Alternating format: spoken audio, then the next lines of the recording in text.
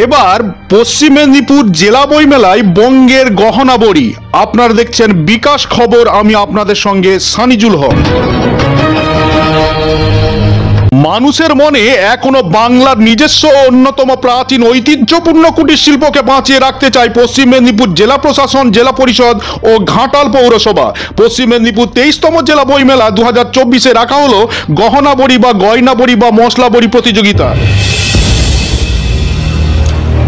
কিন্তু প্রশ্ন হলো, গয়না বড়ি বা গহনা বড়ি কি?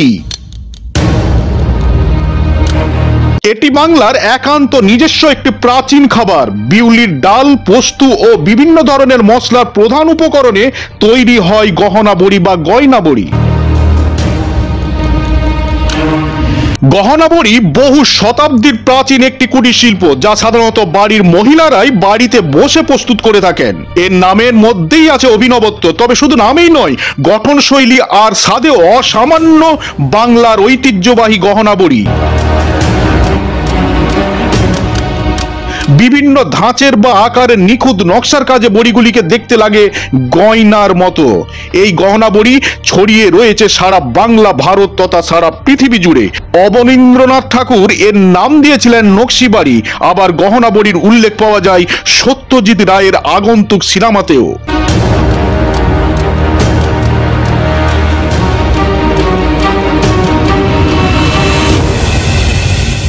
এই প্রসঙ্গে ঘাটাল ব্লকের শিক্ষা কর্মদক্ষ ও পঞ্চায়েত সমিতির সহসভাপতি মাননীয় বিকাশ কর মহাশয় কি বললেন আমরা শুনে নেব।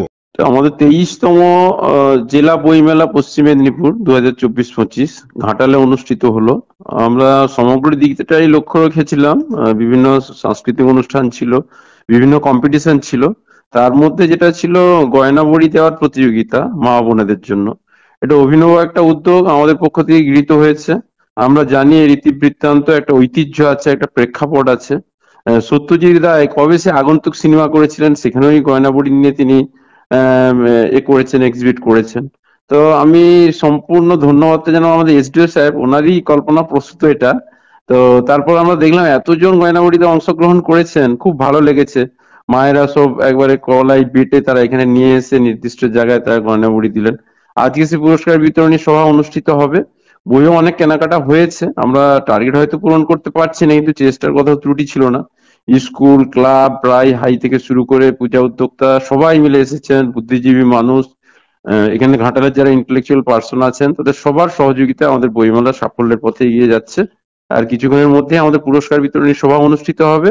সেখানে গয়না বড়ি সহ বিভিন্ন প্রতিযোগিতায় যারা পুরস্কার প্রাপ্তির জায়গায় পৌঁছেছেন তাদেরকে পুরস্কৃত করা হবে। মূল মঞ্চে উপস্থিত থাকবেন আমাদের শ্যামবাবু, শিক্ষা কর্মাধ্যক্ষ পশ্চিম মেদিনীপুর জেলা পরিষদ, আমাদের এসডিও সাহেব থাকবেন, বিডিওরা থাকবেন, সভাপতিরা থাকবেন। এছাড়াও বইমেলা কমিটির অন্যান্য কর্মকর্তা সহ যারা আমাদের উপসমিতির বিভিন্ন পদে আছেন, অলংকৃত করছেন, সভাপতি, সহসভাপতি, আহ্বায়ক, তারাও সবাই উপস্থিত থাকবেন। আশা করি আমরা এই বইমেলা সাফল্যের সাথে সমাপ্তি করব। এবং আজকে একটা রক্তদান শিবির হলো, মানে ভাবা যাবে না, যেখানে 100 টার্গেট আমরা রেখেছিলাম, 100 টার্গেট আমরা ফুলফিল করেছি। সেখানে আমাদের পঞ্চানন মন্ডল, স্বাস্থ্য কর্মাধ্যক্ষ, ঘাটাল পঞ্চায়েত সমিতি, এসডিও সাহেব, আমরা সবাই উদ্যোগ গ্রহণ করেছিলাম। এটাই আমাদের পক্ষ থেকে বলা। সবাই ভালো থাকুন, বই ভালোবাসুন। বইয়ের জন্য আমরা কিন্তু সবাই আগামী দিনে এই উদ্যোগ গ্রহণ করব, যাতে সবাই মিলে আমরা বইমেলা সুন্দরভাবে সফল করতে পারি আগামী দিনগুলোতে।